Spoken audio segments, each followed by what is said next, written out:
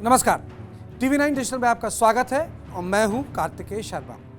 आज सियासत की बात में चर्चा करेंगे रूस के एक ऐसे फैसले की जिसको लेकर अमेरिका की रूह कांप गई है। अगर ऐसा हुआ तो दुनिया परमाणु युद्ध के करीब पहुंच जाएगी, बिल्कुल वैसे ही जैसे 1962 में हुआ था और तब अमेरिका के राष्ट्रपति जॉन एफ कैनेडी थे। न्यूयॉर्क टाइम्स के मुताबिक रूस के डिप्लोमैट्स दबी जुबान में कहने लगे हैं कि अमेरिका को जल्दी मजा चखाया जाएगा। अमेरिका के खुफिया विभाग का पहले मानना था कि रूस यूक्रेन की सीमा पर टैक्टिकल न्यूक्लियर वेपन्स डिप्लॉय कर सकता है, लेकिन वो बात गलत निकली। रूस 1962 की तर्ज पर अमेरिका की सीमा के पास परमाणु बम डिप्लॉय करना चाहता है। उसका मानना है कि यूक्रेन से अमेरिका मॉस्को को चंद मिनटों में नष्ट कर सकता है। अमेरिका कह रहा है कि वो यूक्रेन में कभी स्ट्राइक सिस्टम्स नहीं लगाएगा, लेकिन रूस अमेरिका की दलील मानने को तैयार नहीं है। 1962 के अंतर्राष्ट्रीय क्राइसिस को बे ऑफ पिग्स क्राइसिस बोला गया है, क्योंकि रूस और अमेरिका के बीच परमाणु युद्ध शुरू होने वाला था। रूस ने चुपचाप क्यूबा में परमाणु मिसाइल लगा दी थी, जो चंद मिनटों में अमेरिका पहुंच सकती थी। इसको लेकर दोनों देशों की नौसेना आमने सामने आ गई थी और अंत में रूस को अपनी मिसाइल्स क्यूबा से हटानी पड़ी थी। जानकार कहते हैं कि रूस के पास हाइपरसोनिक मिसाइल्स हैं और वो उसे अपनी पनडुब्बियों में लैस करके अमेरिकी सीमा के पास तैनात कर सकता है।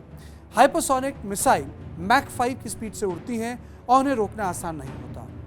सोचिए कि रूसी पनडुब्बी वॉशिंगटन के पास तैनात की जाए और वो 5 मिनट में वॉशिंगटन में मिसाइल स्ट्राइक कर दे तो क्या होगा। यानी अमेरिकी राष्ट्रपति के पास केवल फैसले के लिए 4 मिनट का वक्त होगा। इस बात को लेकर पूरा अमेरिकी तंत्र हक्का बक्का है। ऐसा करने से न केवल युद्ध का डर होगा, बल्कि चीन को फायदा भी मिल जाएगा। अमेरिका के लिए दुनिया में एक साथ 2 फ्रंट खुल जाएंगे, ताइवान और यूक्रेन। लेकिन यह स्थिति अमेरिका को कभी स्वीकार नहीं होगी और ऐसे में दूसरे देशों की परमाणु टुकड़ियां भी हाई अलर्ट हो जाएंगी।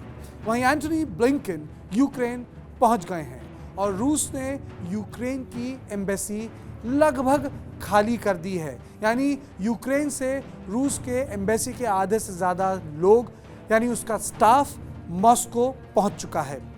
लेकिन अमेरिका को एक ऑर्डर है। रूस यूक्रेन पर बार बार साइबर हमले कर रहा है। उसकी सेना बेलारूस में पहुंच चुकी है, यानी 2 फ्रंट खोल सकता है। इन साइबर हमलों से वो मानसिक रूप से यूक्रेन की सरकार को नीचा दिखा रहा है और यूक्रेन की फोर्सेस का मनोबल तोड़ रहा है। वहीं यूक्रेन की खुफिया एजेंसियों का कहना है कि रूस ने वहीं अपनी फौजी उनके देश में घुसा दिए हैं, जो उनकी सीमा से ऐसा काम करेंगे कि जिसको लेकर रूस दुनिया में ये कह पाएगा कि यूक्रेन की सीमा के भीतर से उन पर हमला हुआ और फिर वो जवाबी कार्रवाई शुरू कर देगा। वैसे यूक्रेन टैंक हमले के लिए भी तैयार है, लेकिन जानकार कहते हैं कि रूस के राष्ट्रपति पुतिन का केवल एक लक्ष्य है और वो है कि नेटो को पीछे धकेला जाए और यूरोप में अमेरिका के परमाणु बम किए जाएं। इसलिए वो बार बार कह रहे हैं कि अमेरिका अपने परमाणु बम रूस की सीमा से सटे राज्यों से हटा दे। रूस आर्थिक रूप से बहुत कमज़ोर है, लेकिन उसके पास आधुनिक हथियार हैं जो अमेरिका को नुकसान पहुंचा सकते हैं। रूस चाहता है कि अमेरिका की मिलिट्री अलायंस उसकी सीमा से दूर हो जाए। दोनों देशों के बीच बातचीत टूट चुकी है, इसलिए पूरे यूक्रेन में तनाव है। रूस के 1 लाख सैनिक उसकी सीमा पर तैनात हैं और उस पर पुतिन चुप हैं। वहीं रशियन फोर्सेस बेलारूस में भी आ गई हैं।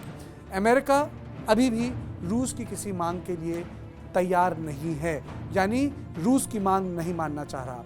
तो सियासत की बात में बस इतना ही। देश और दुनिया की बाकी खबरों के लिए देखते रहें TV9 डिजिटल।